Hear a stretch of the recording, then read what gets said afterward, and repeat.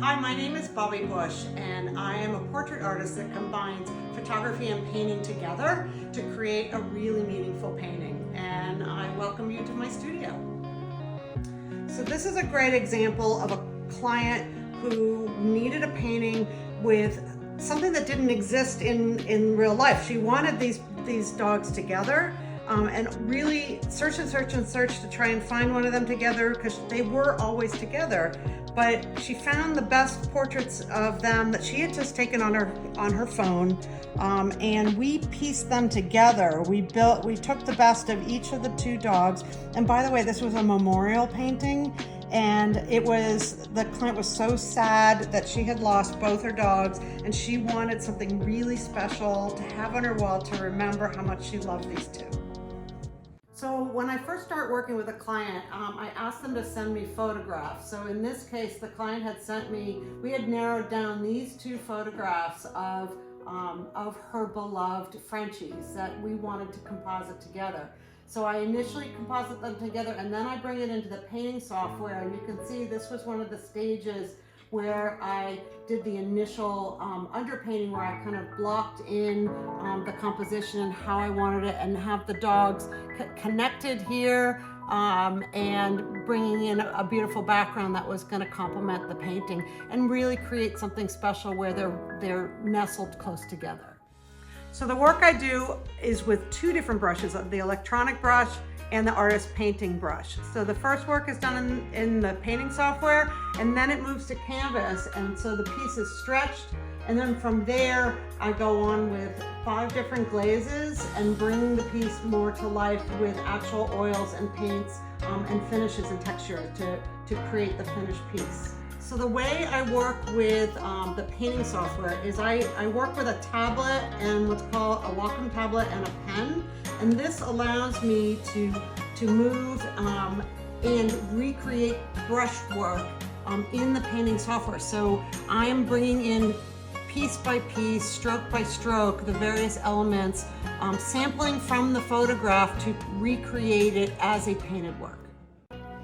So the style of my work has really evolved over time. I started with a much more classical approach with children in the studio, like this little girl over my shoulder and then this little boy here.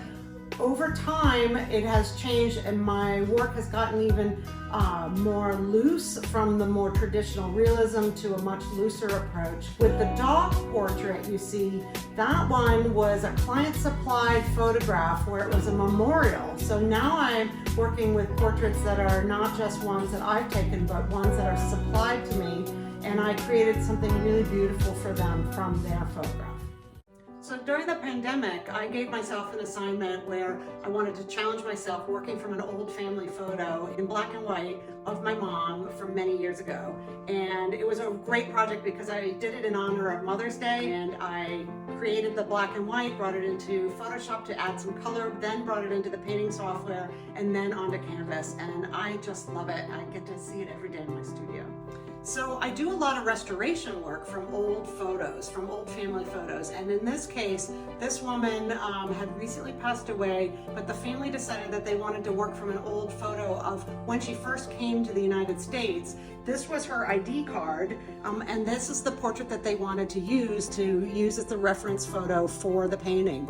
So as I had done with my mother's portrait, I brought it in, I cleaned it up, I brought it into the painting software, added the color, and created a really beautiful portrait of her to honor her memory. My love of portraiture has always been with children, and when I first started offering the painted portraits to my clients, I did the more regal full-length pose for the children.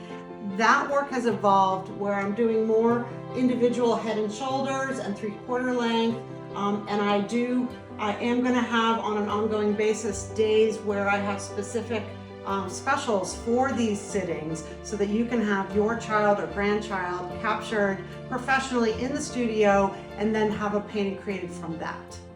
So the work I do came from a background of art history, photography, and business, which is like the perfect combination. I had a passion for photography and launched a photography business, Then I also drew upon my art history knowledge, which is what my undergraduate degree was. And then I combined it with the business of my MBA and put all three together to have this work that I have now. This painting here of a mentor to me was really where I broke through with a much more painterly feel. I wanted to make sure that it did not look like a photo, but it kept that original integrity of the likeness of him, but it had an energy that kind of mirrored his powerful nature. And I did this painting as a memorial, kind of to celebrate his life, but also push myself to have a much more loose style and much more mimic actual oil on canvas.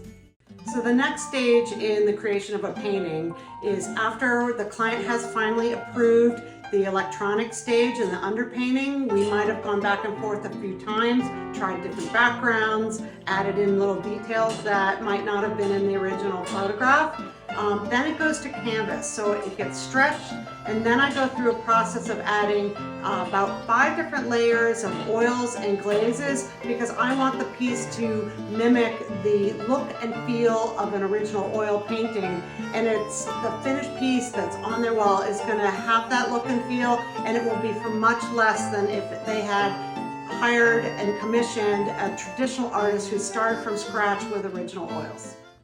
So then I begin with the oils that are going to go on the canvas. I first look at my color charts compared to the stretched canvas, and I begin choosing the colors and start mixing the paints where I want to try and match but also enhance what's already there on the canvas. So I will then begin mixing the paints and starting to apply to the canvas. So the beauty is that I can either match colors, or I can really highlight different highlights and shadows on the piece as I go through.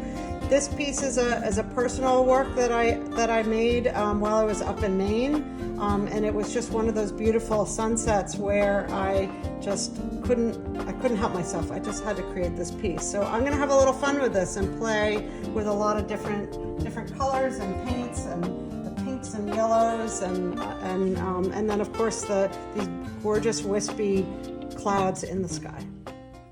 With this piece, this cellist came into the studio to be photographed, and I didn't want it just a straight portrait of him with his cello. I really wanted to see him play, and I asked him to play very passionately, and you can see it like in his hands that he was really performing for us, and that's what made this an amazing portrait.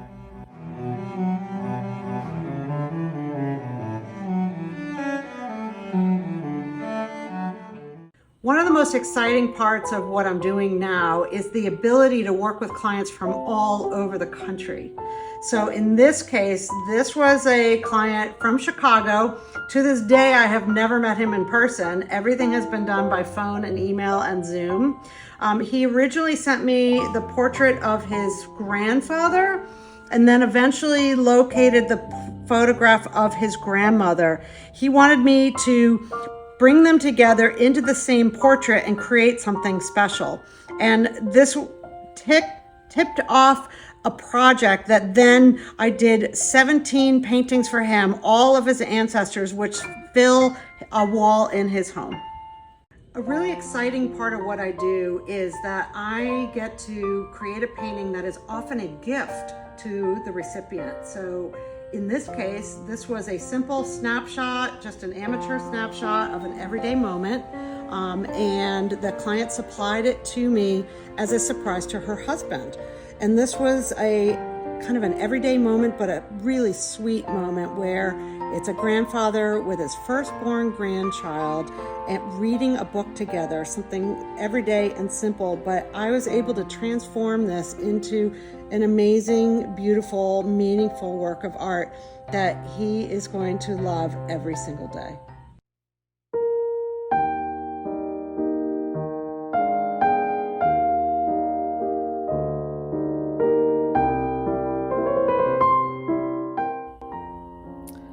This portrait here was a lovely project to work on. He was the Grand Master of the Grand Lodge of Masons in Massachusetts, where I photographed him on location at the Grand Lodge.